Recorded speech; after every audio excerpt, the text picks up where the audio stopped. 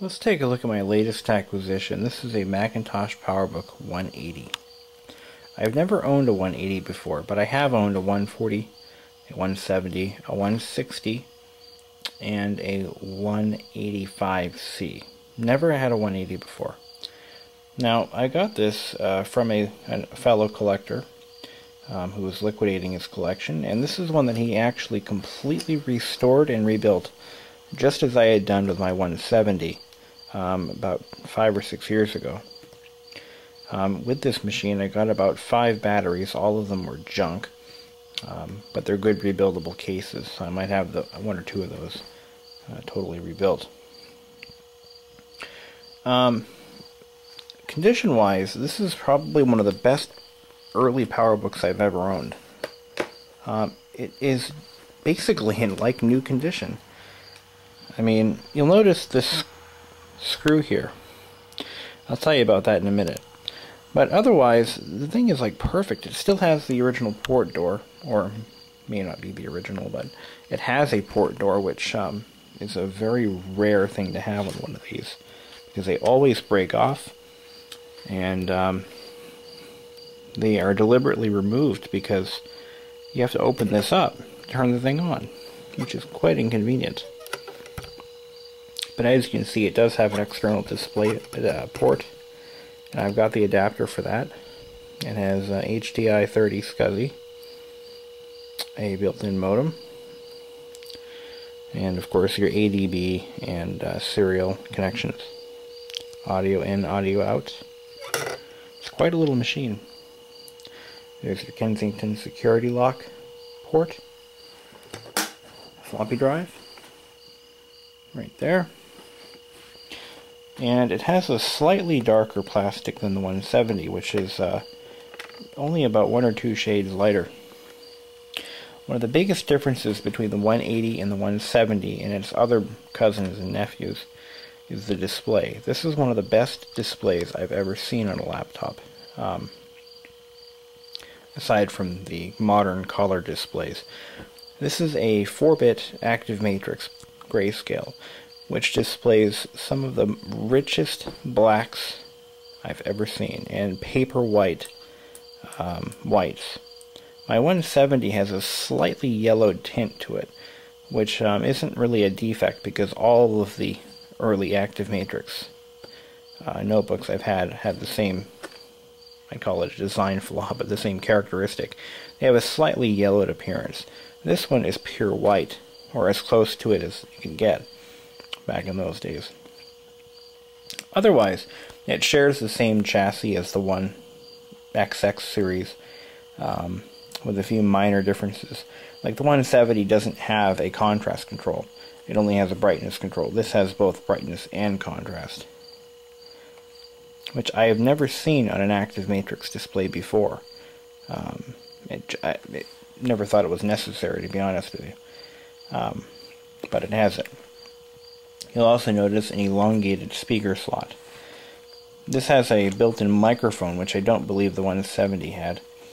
And for some reason they decided to use a longer speaker grill. The 140 and 170 have a shorter speaker grill.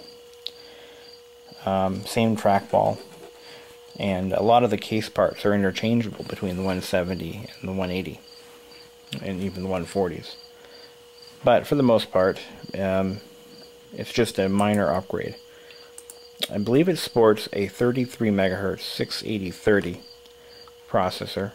And I do know that this particular machine has 8 megabytes of RAM installed.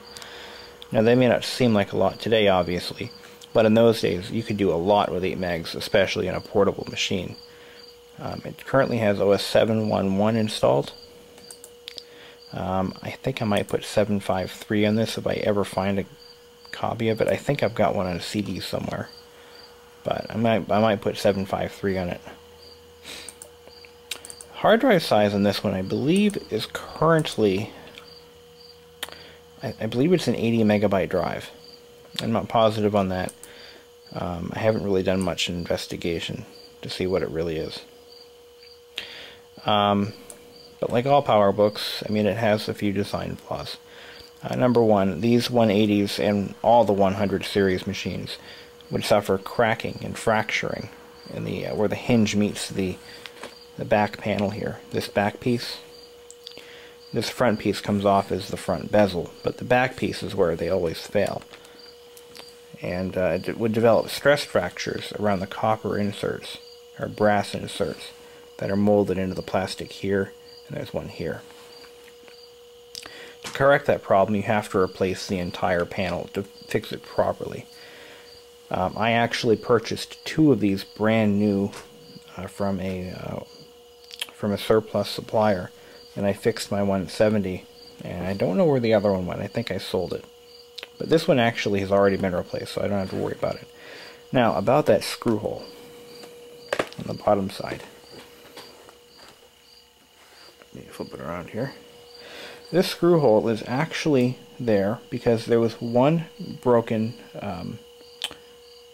mount, and that's the one that goes between the floppy drive and the hard drive, and those always break. But otherwise, the bottom pan, he said, was in immaculate condition with no stress fractures. So what he did is he cut off the broken tower, and he countersunk a tapered head screw right in there, and he actually mounted another custom-sized copper spacer in there, and that's how we repaired the damaged standoff. They're called standoffs. Because this case uses extensive use of copper or brass inserts, standoffs, and they're actually quite long, they're very susceptible to damage. Another problem with these machines is their age. These early Macintosh Powerbooks used SCSI hard drives, which in the day were high-performance drives, and they worked very well.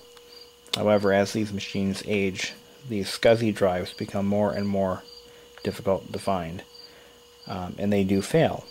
Eventually, every hard drive will fail. So at this point, these are in limited supply, so if you have one that is even partially functioning, hang on to it. This drive, I believe, is in perfect health. It sounds like it has an auto park feature because every time I access the disk... Hey, my cursor froze on me. I think the machine locked up. It's never done that before. Okay. Maybe in my moving it around I caused something to... No, that's not good. Anyway. So parts for these machines are getting very scarce. Which is why I only use my 100 series machines occasionally. I don't use them for any daily activity because I know how hard it is to find parts. Let me restart it. Never done that before. Interesting. You have to reseat the memory. But anyway, as with any modular motherboard, these boards come in, I believe, 2 or 3 pieces. You're going to have these issues. I mean, given the machine's over 20 years old anyway. But anyhow. Another common problem with these notebooks is the trackballs. They start to get kind of gunky. And the way to fix that, number one, is you want to put a good coat of automotive wax on the ball. And that'll help it glide. Once you smoothen out the ball a little bit, it'll glide over these little sapphire bearings that it runs on. These are actually made of synthetic sapphire. That's why they're red. And you want to clean these rollers. These are silicone rollers. Clean them with rubbing alcohol and a Q-tip. As you can see, these are quite dirty. And so if you want to address any trackball issues, that's what you'll want to do. Anyway, we're working good. Now let's see if I can get it to lock up again. I'm going to move it around. I don't know, maybe not, maybe. It still works fine. So, that's the 180. It's basically an upgrade to the 170 and the 160 series. I hope you've enjoyed. Until then. This is a typical battery that you may find at Batteries Plus or perhaps eBay. I bought this one on eBay. This is an Energy Plus extra capacity with 5 LED gas gauge, they call it. This battery is a joke. This is a shameful product. That should never have been released. You'll notice it has an unusually styled case. Now we'll compare that to a genuine Powerbook battery. Right here. This is what the battery is supposed to look like. As you can see, it has a sliding lock assembly. And it's quite well made overall. This battery, let me do a comparison here. It has a built-in power level indicator, which is grossly inaccurate, and it has a stationary lock. This battery sucks. It never reached full capacity even when I first opened it from the box. It was a joke of a battery. It's ill-fitting to the machine, and it does nothing to keep machine's value. This battery, however, fits perfectly and is a prime candidate for rebuild. That's right, you can rebuild these. What you have to do is split the battery case at the seam, which is not an easy task, I'll tell you that right now. But any good battery builder can do it. And you can replace all the cells, and you can use an original Macintosh battery case. So I'm going to bring this over to Batteries Plus. I'm going to have them rebuild it for me. I'm going to do 2 of them since I've got 2 of these machines, and maybe get a few more years out of them.